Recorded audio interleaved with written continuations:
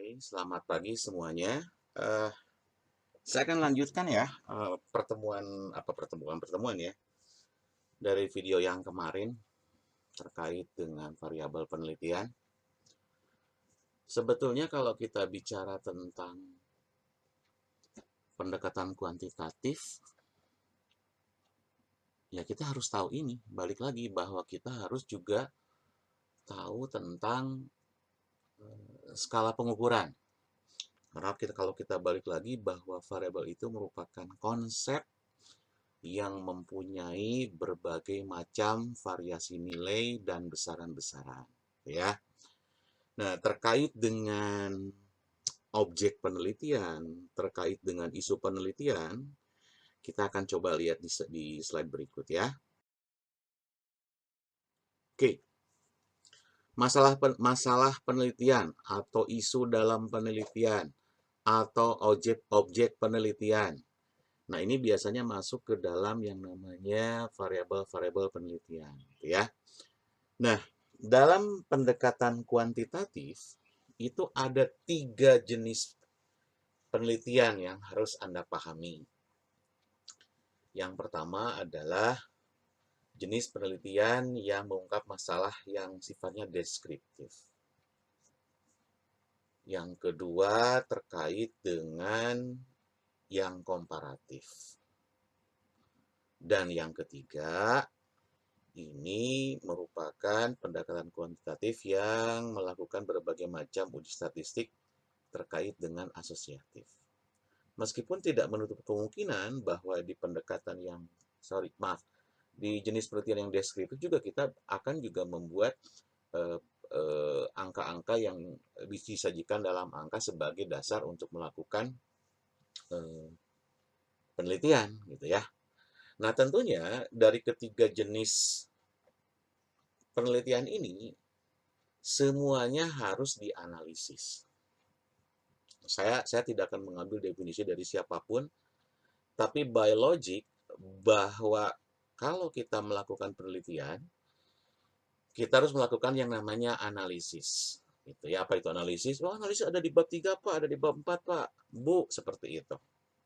Tapi sebetulnya pengertian dari analisis secara umum nih, kita menghubungkan dua hal yang berbeda. Ya. Bisa misalkan fakta atau isu penelitian dengan teori, misalkan. Atau mungkin kita membandingkan isu dengan isu, misalkan. Atau misalkan kita menghubungkan antara isu dengan teori. Jadi pada dasarnya ketiga jenis penelitian ini, deskriptif, komparatif, asosiatif, harus ada analisis. Gampangnya adalah tadi menghubungkan kalau setara dalam dunia pendidikan itu adalah dasarnya teori. Jadi sekarang Anda tahu bahwa peranan teori dalam satu penelitian itu sebagai counter atau sebagai dasar untuk melakukan penelitian yang selanjutnya akan dibuat sebagai satu kesimpulan, gitu ya. Jadi analisis adalah hubungan dua hal yang berbeda, bisa fakta dengan fakta, fakta dengan teori, teori dengan teori. Silahkan nanti Anda baca lagi ya. Oke, kita berlanjut ke masalah penelitian deskriptif atau variabel untuk penelitian deskriptif atau isu untuk penelitian deskriptif, gitu ya. Sebetulnya kalau kita bicara deskriptif, ini kan sudah Anda pelajari dalam statistika deskriptif sebelumnya, ya. Contohnya seperti ini, gampang-gampang saja sih sebetulnya. Anda sudah belajar skala kemarin, nominal, ordinal, interval, dan rasio. Katakanlah Anda pengen melakukan penelitian yang sifatnya, bukan sifatnya ya, melakukan deskriptif tapi pengen kuantitatif. Nah, yang ingin Anda ukur nantinya adalah misalkan isu sosial yang mempunyai skala ordinal misalkan. Contohnya adalah baik, sedang, dan tidak baik. Baik sedang, dan tidak baik itu ada di skala pengukuran variabel kan sebetulnya. Oke, kalau bicara tentang kategorikal, kalau kita bicara kualitatif, ada di kata tanda kutip baik, tanda kutip sedang, tanda kutip tidak baik, misalkan seperti itu ya. Nah, kalau kata kualitatifnya sih seperti itu. Tidak baik, sedang, dan baik. Nah, sekarang kita ingin melakukan proses kuantifikasi dari skala itu seperti apa seharusnya. Oke, Anda katakanlah punya nilai perfect 100 atau 100%. Ini juga terkait dengan pendekatan statistik dan deskriptif yang ukuran letak, yang desil, persentil, dan lain-lain. Ya. Ada skala 0 sampai 100. Anda punya 3 skala kualitatif yang tadi. Yang baik, yang tidak baik, sedang, dan baik. Ada 3 kan? Artinya kita kalau ingin mengkuantifikasi, kita bagi 3 saja yang 100 tadi. Menjadi 3 interval. Nih, Anda sudah buat cara membuat interval seperti apa. Ya. Kalau kata kualitatifnya itu tidak baik. Kalau kata kualitatifnya itu sedang. Kalau kata kualitatifnya itu baik. Bagaimana kata kuantitatifnya? 100 kita bagi 3, 100 kita bagi 3. Ada 3 skala, 3 interval. 0 sampai 33%, 34 sampai 66%, 67 sampai 100%. Artinya 0 sampai 33 itu kuantitatifnya. Nah, kualitatifnya berarti itu ada di yang skala pengukuran tidak baik. 34 sampai 66 itu ada di kategori sedang atau kualitatifnya sedang. Angkanya ada di angka yang barusan. Nah, begitu pula dengan yang baik. Artinya 67 sampai 100 itu angkanya. Kuantitatifnya. Kualitatifnya itu baik, ya. Itu contoh masalah penelitian deskriptif. Jadi sebetulnya Anda kalau sudah belajar memahami statistik sosial di kayak yang kemarin, itu sudah meliputi berbagai macam-macam penggunaan di sini dalam penelitian. Baik itu untuk yang deskriptif atau uji-uji statistika yang lain. Ini contoh untuk aplikasi langsung di penelitian gitu ya. Itu contohnya terkait dengan masalah penelitian deskriptif. Artinya kalau kita bicara tentang definisi, ini adalah penelitian yang berkenaan dengan variabel mandiri. Nggak perlu kita membandingkan dengan variabel yang lainnya. Nggak perlu kita menghubungkan dengan variabel lainnya. Gitu ya. Contohnya seperti apa? Saya akan berikan contoh yang memang sangat-sangat mendekati ke bukan untuk isu sosial. Maksudnya nanti Anda cari kalau variabel mandiri dalam isu sosial seperti apa, gitu ya. Contohnya gini. Kita ingin melakukan pendekatan kuantitatif hanya satu variabel, satu isu saja. Ingin meneliti tentang produktivitas kerja misalkan. Nah, contohnya seperti ini saja. Akan keluar kan dia angka persentasenya kan sebetulnya. Atau contoh kedua, misalkan tentang PBM. Dengan melakukan pendekatan kontekstual, bisa memberikan hasil yang tuntas nggak? Nah, seperti itu. Atau misalkan kita ingin tahu deskripsi, apakah misalkan secara keilmuan, misalkan daya tahan hidup lampu LED, LED, ke lampu apapun, bisa nggak mencapai 900 jam, gitu ya. Akan keluar tuh nanti skalanya, skala secara angkanya gitu. Tergantung nanti Anda melakukan proses kuantifikasinya, proses Anda melakukan proses intervalisasi dari masalah ini. Atau misalkan secara ekonomi, misalkan pengen tahu apakah banyaknya roti yang terjual oleh setiap karyawan penjual roti itu bisa mencapai nggak target tertentu, katakanlah 555 di sini. Nah, kayak gitu ya. Itu kalau kita bicara tentang masalah penelitian deskriptif. Tolong Anda cari untuk yang berkaitan dengan isu-isu sosial ya. Misalkan variabel mandiri terkait dengan interaksi sosial, dengan proses perubahan sosial gitu ya. Meskipun masih konsep, Anda buat jadi mandiri. Mandiri. Sudah tahu kemarin. Misalkan tentang perubahan sosial, bisa saja nanti berubah menjadi variabel tingkat perubahan sosial. Nah, seperti atau misalkan dukungan sosial, tingkat dukungan sosial itu jadi variabel yang bisa diukur ya. Itu yang terkait dengan masalah penelitian deskriptif. Nah, masalah penelitian komparatif. Komparatif itu kan membandingkan. Apa yang kita bandingkan? Yang kita bandingkan bisa ada dua. Bisa objeknya atau variabelnya kita bandingkan.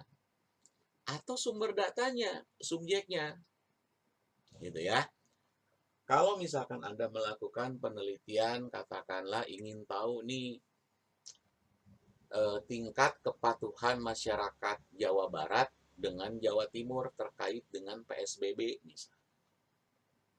Ya, kan subjeknya itu ada dua, masyarakat Jawa Barat dan masyarakat Jawa Timur. Objeknya yang mana?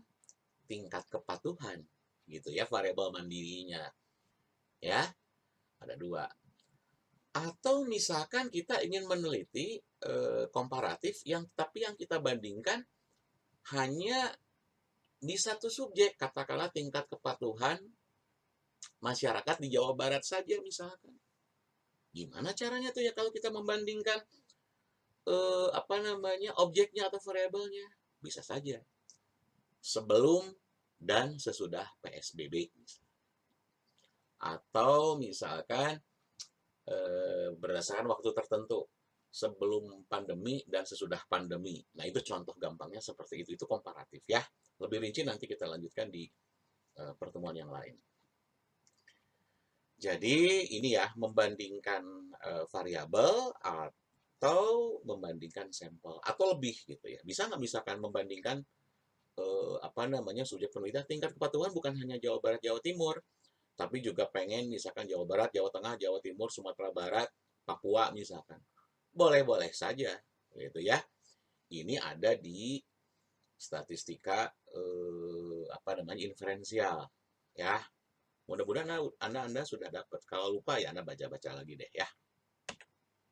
Contohnya seperti ini. Apakah ada perbedaan hasil belajar siswa yang belajar pagi hari misalkan dengan yang belajar di sore hari misalkan? Artinya apa ini yang kita bandingkan adalah Nah, kira-kira kalau kata Anda ini dua sampel atau dua objek gitu ya. Anda harus tahu. Ya. Nanti kita coba, mudah-mudahan nggak ada kuis ya. Ya. Atau misalkan yang kedua, perbedaan hasil belajar siswa yang diajar dengan kontekstual dan pendekatan realistik. Artinya ke praktek langsung gitu. Nggak belajar teori terus. Atau apakah ada perbedaan antara disiplin kerja antara yang swasta dengan yang BUMN? Nah, Anda tahu. Nah, nanti Anda coba pahami yang mana yang membandingkan objek, yang mana yang membandingkan subjek. Nanti Anda buat latihan dengan teman-teman ya. Tuh, terkait dengan masalah penelitian komparatif. Contoh lain lagi misalkan. Ini lebih ekstrim lagi. Ada perbedaan nggak sih dari berat badan ternak gitu? Yang satu dikasih pelet, yang satu dikasih dedak, yang satu dikasih nasi, yang satu dikasih sayur misalkan. Nah, artinya apa tuh? Subjek atau objek. Nah, Anda harus tahu yang mana yang menjadi isunya, yang mana yang menjadi subjek, yang mana yang menjadi objek ya. Kemudian contoh lainnya adalah apakah ada perbedaan kemampuan matematika antara siswa kalau dilihat dari variabel jenis kelamin dan lamanya waktu belajar di rumah. Ya. Nah, Anda tolong bermain dengan logika. Kalau Anda sudah dengarkan video ini, sudah lihat video ini, kita bahas sama-sama ya. Ya, itu terkait dengan penelitian komparatif kuantitatif. Nah, yang selanjutnya adalah asosiatif. Kalau kita bicara penelitian asosiatif, artinya akan ada dua hal yang berbeda. Meskipun ada tiga sih, ada. Nanti tetap mau deskriptif kuantitatif, mau komparatif kuantitatif, mau asosiatif, tapi tetap kalau analisis dasarnya harus teori. Ya, karena teori dalam kuantitatif itu sangat ajeg, sangat kaku. Tapi terukur, gitu ya. Oke. Nah, kalau kita bicara asosiatif, ada beberapa hubungan. Kalau tadi saya hanya global terkait dengan dua hal yang berbeda untuk analisis. Nah, bentuk hubungannya itu ada tiga macam. Ada yang sifatnya simetris, gitu ya. Ada yang sebab akibat atau causality, dan hubungannya yang interaktif. Nah, kita lihat yang simetris yang seperti apa sih? Yang sebab akibat yang seperti apa sih? Yang interaktif yang seperti apa? Gitu ya.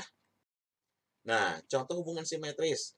Ini definisinya adalah hubungan dua variabel yang sifatnya kebersamaan.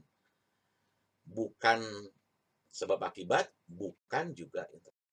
Ya, contohnya misalkan, banyaknya semut di pohon dengan tingkat manisnya buah. Nah, biasanya kan kalau buahnya manis pasti banyak semut. Atau banyak semut ini menunjukkan buah itu manis atau tidak ya. Nah, ini yang dikatakan sebagai yang hubungannya yang simetris ya. Contoh lain lagi adalah tadi kemampuan matematika dengan kemampuan kimia ya.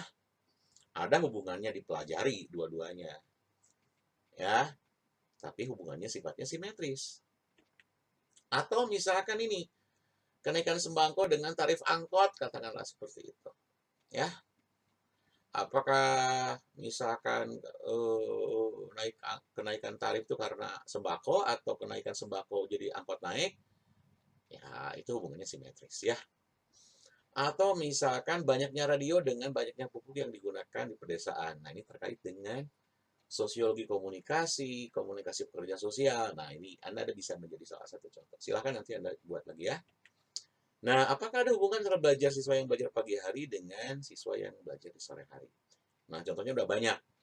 Nanti Anda tolong cari contoh-contoh yang langsung mendekati ke isu-isu untuk kesejahteraan sosial maupun yang sosiologi ya. Nah, sekarang yang hubungan kausal. Kausalitas hubungan yang ada penyebab dan akibatnya seperti apa ya. Nah, kita bicara tentang variabel dependent sama independent. Sorry, independent dan dependent. Tadi kan di video pertama itu ada 5 jenis atau 6 jenis. Harus ada tambahan lagi sebetulnya. Ada independent, ada dependent, ada confounding, ada antecedent, ada variable moderating, macam-macam ya. Jangan sampai lupa itu ya. Oke, contohnya adalah tadi, apakah ada pengaruh nggak gaji terhadap prestasi kerja? Secara sepintas mungkin ada, nah, tapi tolong Anda pelajari lagi nanti ya. Seberapa besar pengaruh gaya kepemimpinan terhadap disiplin kerja pegawai? Jelas, gaya kepemimpinan akan mempengaruhi tingkat disiplin kerja pegawai, gitu ya. Apakah yang galak bisa disiplin? Belum tentu juga, mungkin karena sieun jadi disiplin, gitu ya, atau dan lain-lain. Anda tinggal berlogika dulu sekarang, belum ke teori dan lain-lain, silahkan. Atau juga misalkan variabelnya ada dua nih, variabel bebasnya.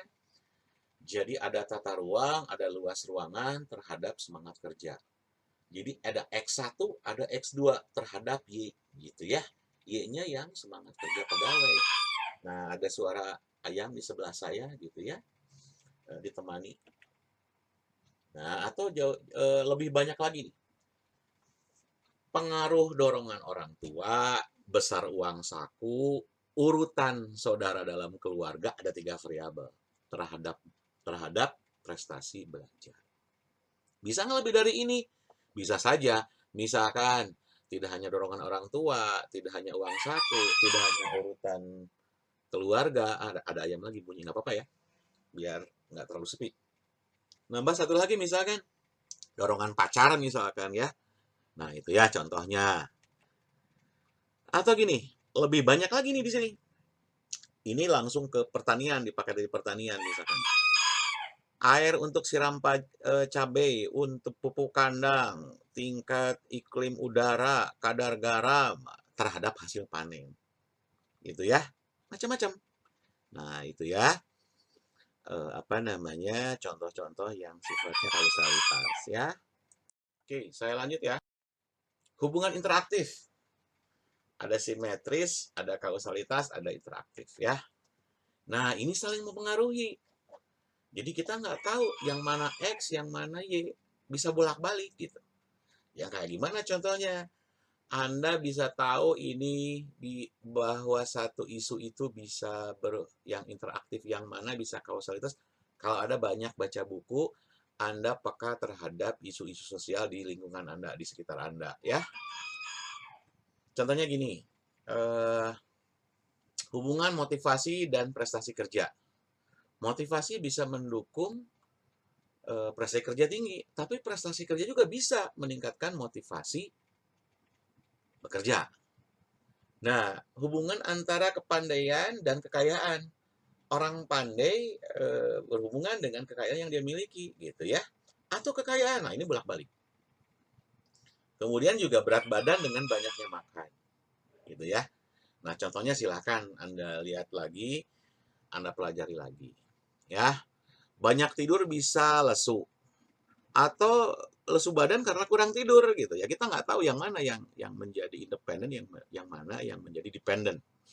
Nah, ini bisa menjadi dasar Anda melakukan penetapan asumsi-asumsi kalau Anda menentukan jenis penelitian yang sifatnya interaktif, ya. Nah, ini masih terkait dengan pustaka sama yang kemarin, ya. Baca lagi dan masih banyak lagi sebetulnya, ya.